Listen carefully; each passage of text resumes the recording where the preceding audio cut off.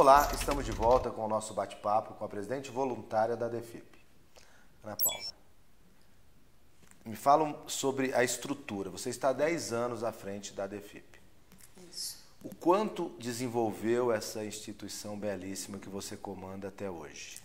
Nossa, graças a Deus, quem vê a gente hoje, a gente desenvolveu bastante. Mas a gente gosta sempre de lembrar com muito carinho desde o início de todas as dificuldades, né? Se a gente lembrar desde a primeira sede da DEFIP, eram 3 cômodos, né? E a gente dividia e nós tínhamos uma sessão de fisioterapia com recursos musicais da Camila, fantástico. E é um trabalho muito bonito porque as crianças fazem a fisioterapia, mas achando que está brincando, né? E com tambor, com aquele som lá, isso quando não chovia que tinha que dividir o espaço com balde, né? E a gente tinha que fazer de tudo, sabe? Dividir o pão ali na hora do lanche, porque não era remunerado, não tinha recurso. Uma parede que precisava pintar, que nós mesmos pintávamos. Depois a gente foi para a Secretaria de Saúde, aí a gente já ganhou 10 salas.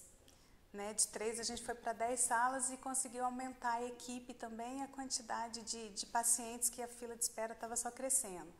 Hoje, a gente está ocupando um espaço que está só a DEFIP, que era o antigo Colégio Canadá, ali no Jardim Country Club.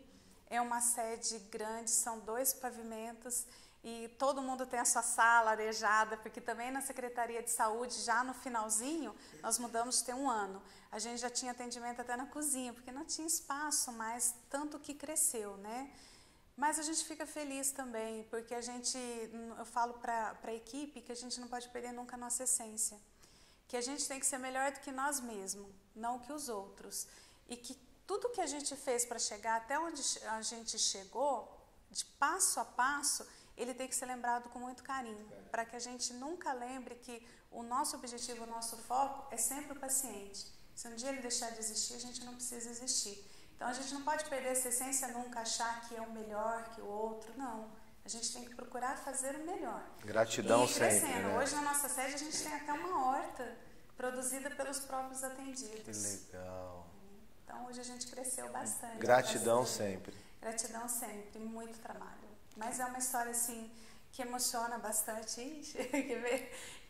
Porque a gente vai vendo tudo que precisou superar para conseguir chegar desde um trabalho voluntário da equipe, depois elas conseguirem ser contratadas, elas se profissionalizando, elas buscam se capacitarem todos os dias, elas estudam muito para ter hoje todo o profissionalismo que elas têm, entendeu?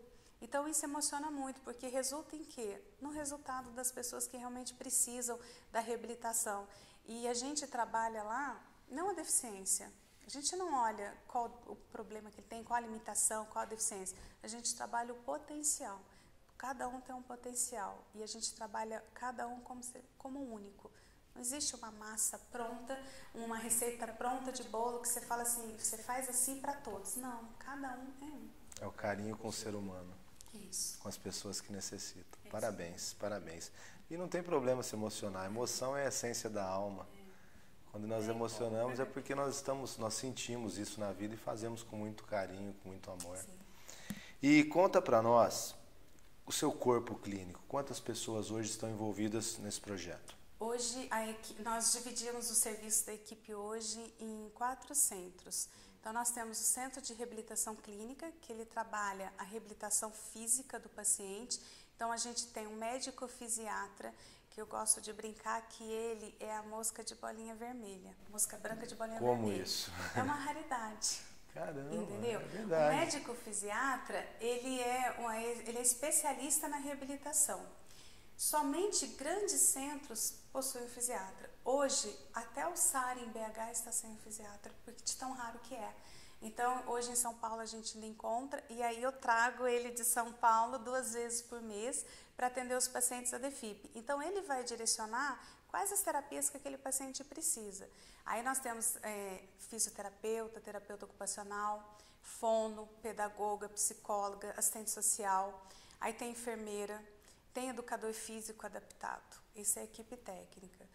E aí dentro o paciente ele passa, e é de 0 até o idoso, tá? Ele passou na reabilitação clínica e em 2009 a gente criou o Centro de Inclusão Escolar. Por que isso? Porque surgiu a lei da diretriz básica, as crianças precisavam frequentar a escola regular. E o que a gente deparou? Que as nossas crianças nunca tinham frequentado uma escola regular.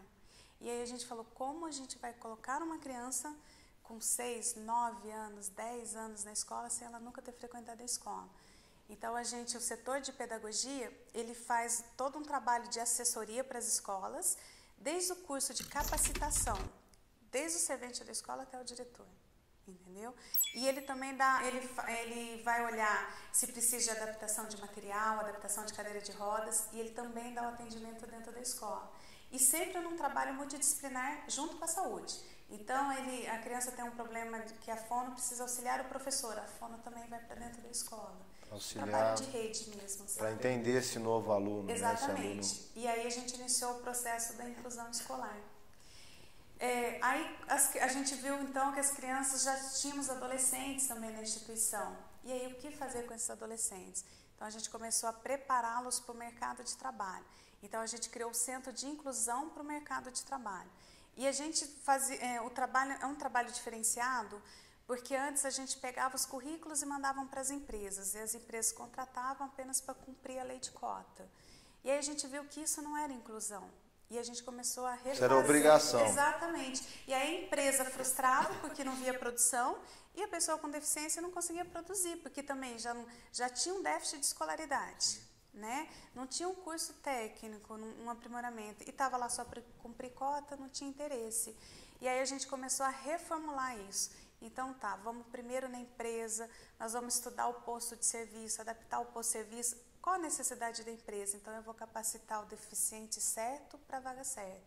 E a gente tem atingido, graças a Deus, com sucesso, e tendo feito grandes parcerias com empresas nessa parte de inclusão. Como é que a empresa e a escola recebe isso? Como é que... Porque é um grande desafio você trabalhar essa inclusão em uma empresa, por exemplo, para se adaptar a essa realidade. Como é que eles recebem isso? A gente vem melhorando a cada dia. No começo da inclusão escolar foi muito difícil. Imagina, eu vou até citar o meu filho. O meu filho, quando ele foi para a creche, que seria uma idade de bebê, de 1 ano, 2 anos, até os 5 anos, ele já entrou com 6. Ele nunca tinha ido para uma escola. E essa adaptação é muito difícil. Imagina, você chega numa escola que os professores não estão preparados, né? Já tem uma quantidade de crianças lá que eles têm que atender, e aí eles têm uma criança que depende exclusivamente de um atendimento especial. Porque a inclusão, ela não vê somente a alfabetização. O aprender, ele vai além do pedagógico. Então, às vezes a criança está lá e você fala, mas essa criança nunca vai somar. Mas ela tem que estar no contexto da escola. Então, para nós, o aprender... Existe um preconceito? Sim, existe. Entendeu? E existe por parte de nós da família também. Porque eu gosto até de falar, e às vezes quando a gente dá o curso, eu sempre menciono. Eu, apesar de eu estar à frente da instituição, na época, como mãe, eu tinha um sentimento de angústia, de medo muito grande. Então, eu tive medo de colocar meu filho, porque ele tem uma limitação importante, ele não fala, e na minha cabeça eu falava, nossa, mas se acontecer alguma coisa, ele não vai me contar, né? E aí, hoje, o município, eu falo que Poços é uma cidade privilegiada, porque o município, ele desde 2009, quando começou a inclusão, ele seguiu a lei corretamente, ele colocou o facilitador do processo de educação, que antigamente era chamado de cuidador, que é uma pessoa que fica com a criança dentro da escola. Não para fazer para a criança, mas para fazer com a criança. Que legal. E aí o processo da inclusão aqui em Poços, eu posso falar que funciona. Legal. Entendeu? Todo dia é um aprendizado, sempre são coisas novas. Mas que Poços chegou até a receber prêmio a nível Brasil, ficou em 2º lugar na inclusão de pessoa com deficiência na escola pelo trabalho que faz do cuidador. Hoje é um cargo concursado, né, e chama facilitador, mas é muito bacana. Hoje a rede pública tem isso, né? A rede particular e estadual precisa caminhar mais. Isso se dá também pelo excelente trabalho que vocês vêm fazendo aqui à frente dessa instituição tão bem cuidada, com muito carinho, com bons resultados. É uma parceria, né? Ninguém consegue fazer nada sozinho. Se a gente se unir e trabalhar, a gente consegue atingir grandes objetivos. Muito né? bom. Nós vamos falar sobre atendimento no próximo bloco, quantos atendimentos vocês fazem mensalmente. Vamos falar um pouco mais sobre esse trabalho tão maravilhoso, tão lindo que vocês fazem. Nós vamos por um breve intervalo e se você quer assistir esse ou outros programas, você pode acessar a nossa página no Facebook ou nosso canal do YouTube. O programa Atitude Empreender volta já.